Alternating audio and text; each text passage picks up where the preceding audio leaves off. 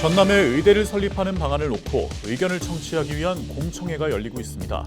동부권 주민들의 생각을 들어봤습니다. 우리 지역 국회의원들은 어떤 의정을 펼치고 있을까요? 국회는 지금을 통해 지역 의원들의 주요 활동들을 살펴봤습니다. 정부가 전남 영광과 신안을 대상으로 해상풍력 발전 사업에 대한 조건부 허가를 내줬습니다. 남은 과제들도 살펴봤습니다. 여수에서 감성돔이 집단으로 폐사했습니다. 앞서 고흥에서도 물고기가 집단으로 폐사하면서 어가에는 비상이 걸렸습니다.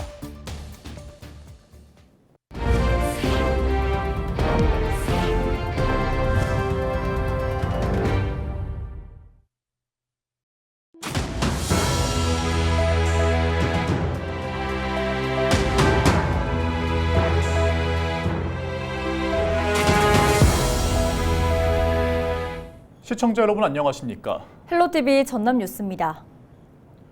전남 국립의과대학 설립을 앞두고 지역민들의 의견을 수렴하는 공청회가 중서부권에 이어 동부권에서도 열렸습니다.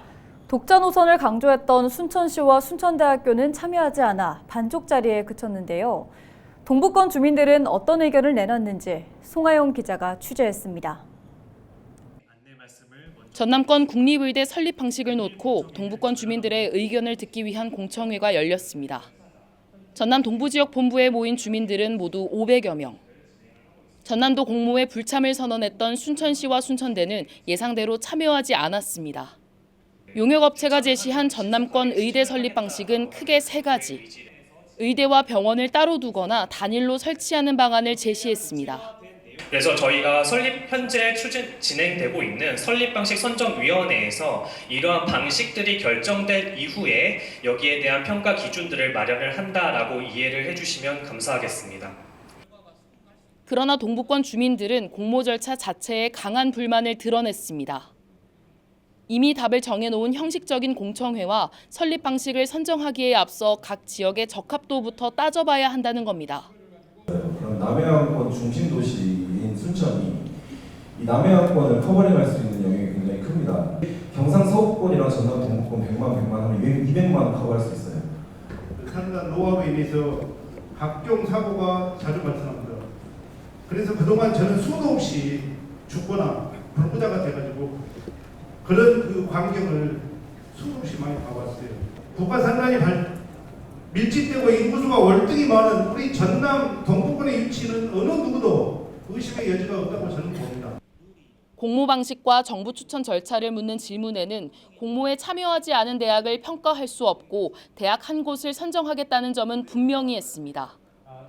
한 학교를 지정함으로써 종료가 될 것입니다. 그때 지정된 학교는 이 공모에 응한 학교가 될 것이고요. 그리고 응하지 않으면 저희가 평가를 하고 심사를 할 여지가 없습니다.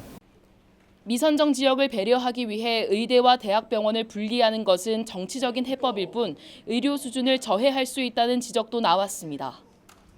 의사가 오늘은 오전에는 여기서 진료하고 어디서 교육하고 이런 이상한 것은 정말 정치적 이유나 어떤 다른 이윤관계로 구분돼서는 안 된다. 용역업체는 공청회에서 제시된 다양한 의견을 토대로 의대 설립 대학 지정을 위한 평가 기준을 마련하겠다는 입장. 전남권 의대 설립 방식에 대한 주민들의 의견은 LG 헬로비전 온라인 생중계 영상을 통해 확인할 수 있습니다. 헬로티비 뉴스 송하영입니다.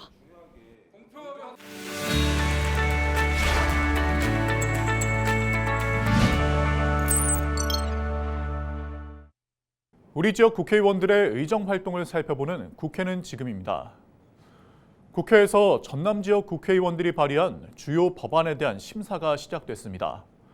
농해수위에서는 여수갑 주철현과 영암무안 신안 서삼석, 고흥 보성 장흥강진 문금주 등 전남의 국회의원들이 발의한 양곡관리법과 농안법, 한우법이 법안 소위로 회부됐습니다. 또한 김원희와 김문수 의원이 각각 발의한 특정 대학에 의대를 설치하자는 내용이 담긴 목포대와 순천대 의대 설치와 관련된 특별법에 대해서도 심사가 이루어질 예정입니다. 정부가 인구 감소를 막기 위해 지원하고 있는 지방소멸 대응기금을 더 확대하고 효율적으로 운용하는 내용의 법률 개정안이 발의됐습니다. 고흥보성 장흥강진 문금주 의원이 대표 발의한 지자체 기금관리 기본법 개정안을 보면 한 해 지자체에 지원되는 지방소멸대응기금의 규모를 1조 원에서 3조 원으로 늘리고 2031년으로 규정했던 지원 기간도 폐지하는 내용이 담겼습니다. 문 의원은 지방소멸이 수도권 위주의 대응으로는 막을 수 없는 문제인 만큼 지방의 문제는 지방이 주도해야 한다고 강조했습니다. 고 김대중 전 대통령의 서울 동교동 사저를 개인 사업자에게 매각한 것을 두고 지역 정치권의 반발이 이어지고 있습니다. 목포 김원희 의원은 지난 1961년부터 2009년까지 김대중 전 대통령 내외가 머물면서 민주화 투쟁과 투옥, 사형 선고 등 인고의 시간을 함께한 역사의 공간인 동교동 사저를 매각한 것에 유감을 표하면서 전면 백지화해야 한다고 강조했습니다. 그러면서 김 전 대통령의 사저는 가치를 따지기 어려울 정도로 무형의 가치를 지닌 만큼 기념관을 조성해 숭고한 의미를 이어가고 국가 등록 문화재로 지정해야 한다고 덧붙였습니다. 지금까지 우리 지역 국회의원 활동 소식을 살펴보는 국회는 지금이었습니다. 여수 돌산읍의 한 양식장에서 바이러스로 인해 감성돔 2만여 마리가 폐사했습니다. 여수시는 해당 허가에 신고를 접수한 뒤 고수온 연관성 등 정확한 폐사 원인을 확인하기 위해 국립수산과학원 남해수산연구소에 조사를 요청했습니다. 한편 여수시는 고수온으로 인한 양식장 피해를 최소화하기 위해 황토 18,000여 톤을 확보했으며 양식장에 액화산소 750톤 등을 보급했습니다.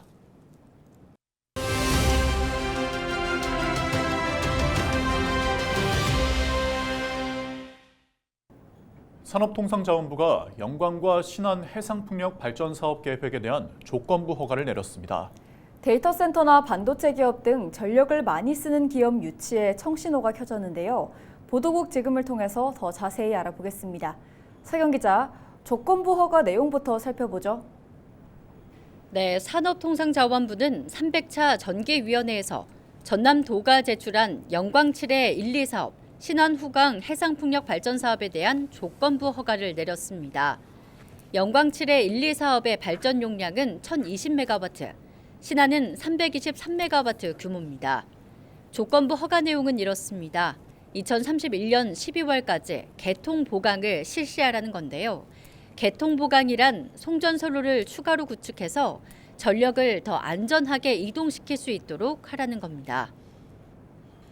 네, 개통 보강이라는 조건을 지켜야 한다는 건데 향후 절차는 어떻게 됩니까? 개통 문제 해결은 전국적으로도 시급합니다. 산업부가 지난 5월부터 추가 접속을 제한하는 변전소를 지정했기 때문인데요. 이에 대한 대책으로 전남도는 345kV 변전소 건설을 정부에 건의할 방침입니다. 이게 건설되면 개통 문제는 조속히 해결될 것으로 예상됩니다.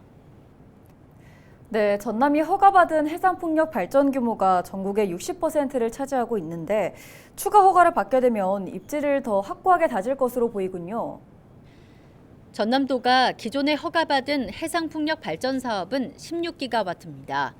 그리고 이번에 조건부 허가를 받은 규모가 1.3기가와트라서 전체 17.3기가와트를 확보했다고 보시면 되는데요. 전국의 해상풍력 발전 사업 허가 용량이 28.9메가와트니까 전남 비중이 60%쯤 됩니다. 현재도 해상풍력 전력 수요량보다 공급량이 67% 더 많은데요. 전남도는 해상풍력 발전 용량을 30기가와트까지 확대시켜서 데이터 센터나 반도체, 2차 전지 관련 기업 유치를 촉진시키겠다는 계획입니다.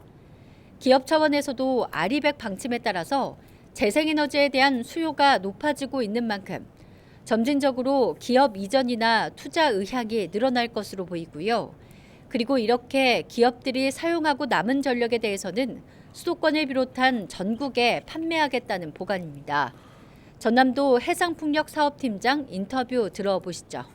발전 사업 허가보다 실제 발전단지가 조성되는 실행 과정이 중요합니다. 전남도는 신안을 시작으로 주민 참여형 공공주도 집저가 단지가 도내 전 지역으로 확산할 계획이며 실효성 있는 특별법안이 만들어지도록 더욱 노력하겠습니다. 네, 앞으로 개통 보강이 차질 없이 진행돼서 전남 해상풍력 발전 사업이 더 내실 있게 탄탄하게 다져지길 바라보겠습니다. 지금까지 보도국 지금이었습니다.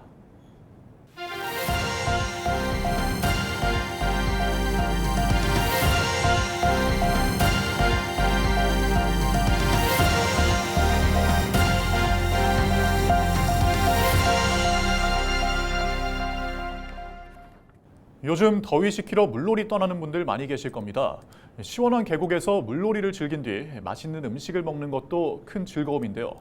그런데 불법 야영부터 취사까지 법을 지키지 않는 피서객이 늘면서 산간 계곡이 몸살을 앓고 있다고 합니다. 정승환 기자가 현장 취재했습니다. 계곡물에 몸을 담근 사람들. 한편에선 허기진 배를 달래기 위한 점심 준비가 한창입니다. 물놀이 후가 가장 맛있다는 라면부터 삼겹살과 갈비까지 종류도 다양합니다. 하지만 이렇게 푸짐하게 한 상 차려 먹다간 과태료 30만 원을 물 수 있습니다. 산림보호법상 산림 100m 내에서는 허가 없이 불을 피울 수 없기 때문입니다. 원칙적으로 산림이 인접한 계곡에서는 불을 피우는 행위 자체가 금지되지만 화기를 사용하는 모습을 쉽게 찾아볼 수 있습니다. 라면을 먹을 때도 보온병에 물을 담아와 붓는 건 가능하지만 물을 끓이는 건 안 됩니다.